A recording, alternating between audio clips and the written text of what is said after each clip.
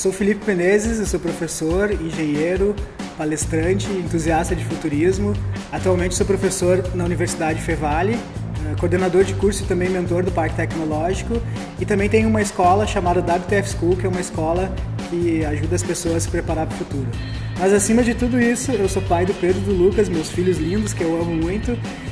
Moro num sítio e adoro tecnologia e curto muito essas contradições. Esse é o módulo 1 sobre revoluções industriais e eu quero falar um pouquinho sobre o que essas revoluções industriais tiveram impacto na nossa economia.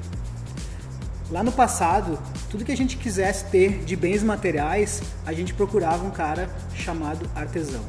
Esse artesão, ele ia produzir o produto tal qual a gente pedisse para ele.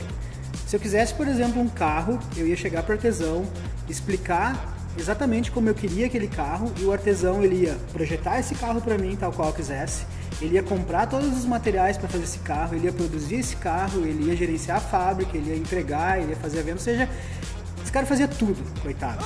Ele tinha que gerenciar toda a empresa, né, e entregar um produto exatamente como a gente queria. Depois da fase do artesão, veio uma tal de revolução industrial. Essa primeira revolução industrial aconteceu basicamente por um negócio chamado máquinas a vapor. Ou seja, a tecnologia entrando nesse meio de fabricação de produtos. A máquina a vapor permitiu que a gente tirasse a força, né, do braço lá do artesão, que ele tinha que fazer tudo com as próprias mãos, e as coisas começassem a ser produzidas através de máquinas. Uma característica importante nessa época da máquina a vapor é que a gente não tinha máquina a vapor em casa, né? Não era uma tecnologia que a gente conseguiu levar para a nossa vida.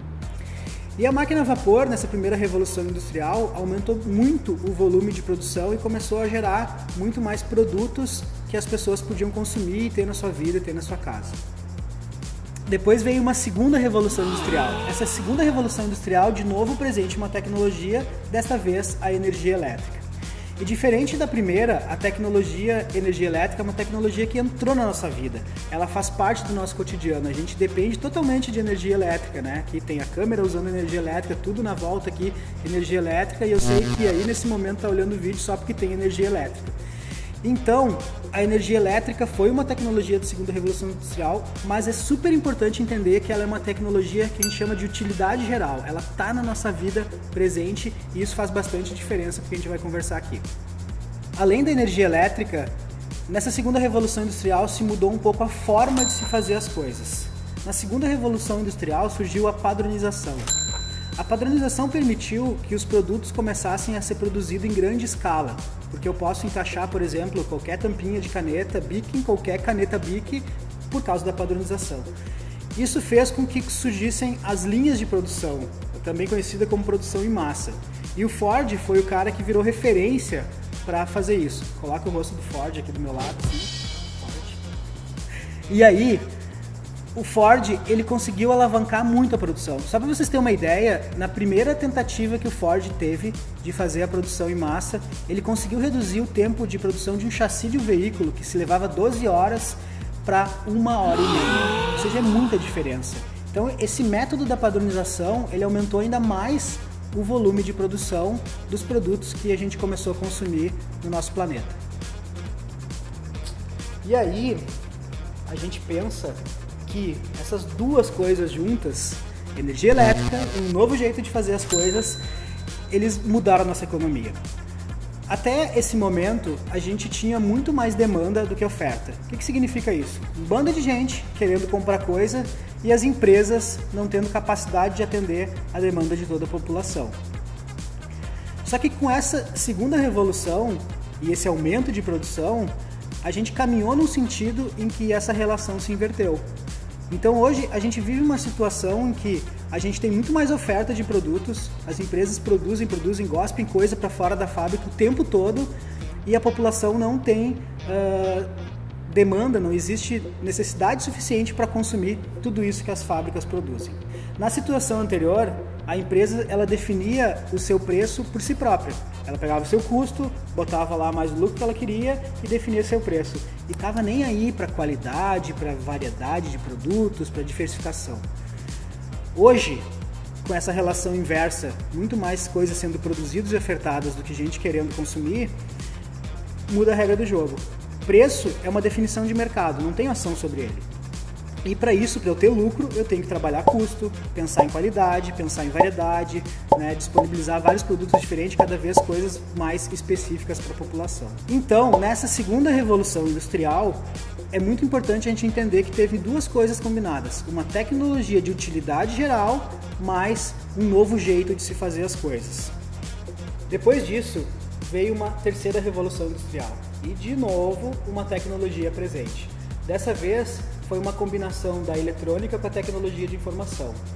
Resumido num aparelhinho, num equipamento chamado CLP, Comando Lógico Programável. Esse comando lógico programável é um equipamento que fica nas máquinas e faz com que elas funcionem automaticamente. Ou seja, são os robôs que a gente vê dentro das empresas que faz que quando a gente larga o produto lá, aquilo tudo seja produzido automaticamente. Essa tecnologia, como a gente falou das outras revoluções, ela não é uma tecnologia de utilidade geral. Se a gente não tem CLP em casa, imagina que se tu procurar na tua casa agora, tu não vai encontrar um CLP em algum lugar aí.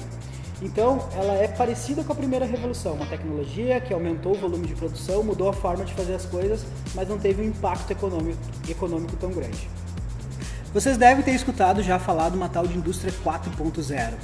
Então é isso, a gente vive hoje a quarta revolução industrial. A gente teve a primeira, que foi 1.0, a segunda, a terceira, e hoje a gente está na 4.0. E de novo, né, não podia ser diferente, uma tecnologia presente. E eu acho que é uma tecnologia que vocês conhecem, uma tal de internet, sabe o que é? Essa internet, também mais especificamente nessa revolução, a internet das coisas, é a tecnologia que está puxando essa quarta revolução industrial. Basicamente, a internet das coisas ela faz com que as nossas coisas, telefones, carros, geladeiras, se comuniquem umas com as outras através da internet. E isso, dentro do contexto industrial, é chamado de sistemas cyberfísicos. Ou seja, eu tenho algo cyber, digital, se comunicando com o físico e vice-versa. O físico manda informação para o cyber manda informação para o físico e isso tudo funciona automaticamente. Considerando tudo isso, talvez vocês tenham a sensação hoje que a gente vive uma era de muitas mudanças, que tudo muda muito rápido, que não dá para acompanhar. Já vem o Felipe falar de sistema cyberfísico, diabo é isso, né? E, na verdade, tem uma perspectiva diferente de a gente olhar isso, que a gente não vive uma era de mudanças, e sim uma mudança de era. Porque tudo isso que a gente falou daqui para trás é uma era considerada uma era industrial, que tem as características de uma indústria, que é linear, segmentado, repetitivo e previsível. Todos os sistemas hoje funcionam dessa forma. Até se a gente for parar a pensar numa escola, uma escola é linear, porque o aluno entra na primeira série, depois segunda, terceira, quarta, quinta, sexta, e cansando ele vai, chega lá uma hora. Depois, tudo segmentado, né? Eu tenho aula de português, saio da aula de português, depois da sirene, toca uma sirene aí. Daí vai para aula de matemática, daí vai para aula de geografia e as coisas não se comunicam. Isso tudo faz com que seja um processo repetitivo, né? Porque o aluno estuda, ele passa. Foi de ano. Estuda, passa. Quando ele não passa, o que acontece? Volta, é retrabalho, né? O controle de qualidade reprovou, tu voltou na linha de produção, o número de série do aluno é o ano que ele nasceu para determinar que ele entra na linha. Enfim, né? Isso tudo é muito previsível. Esse sistema, que a gente chama de industrial, né, ele pode se enxergar numa escola ou em qualquer outro sistema, porque tudo ainda tem raízes nessa era industrial a partir de todas essas revoluções que a gente falou. Só que ao mesmo tempo que essa era industrial está acabando, a gente já está vivendo uma era digital, onde as características são completamente diferentes. As coisas são não lineares, multidisciplinares, conectadas e isso tudo torna o mundo exponencialmente imprevisível. Então, entender as características dessa era digital para os nossos negócios é algo de extrema importância. Então, esse é o primeiro módulo, um módulo que falou da Revolução Industrial, onde a gente produz e se preocupa muito com produtos, usa músculo para fazer coisas. E a gente já está vivendo uma era digital, onde a gente usa o cérebro para ter ideias e essas empresas que usam ideias, elas estão cada vez valendo mais. Galera, esse foi o primeiro módulo e no segundo a gente vai falar das características dessa era digital. Nos vemos lá!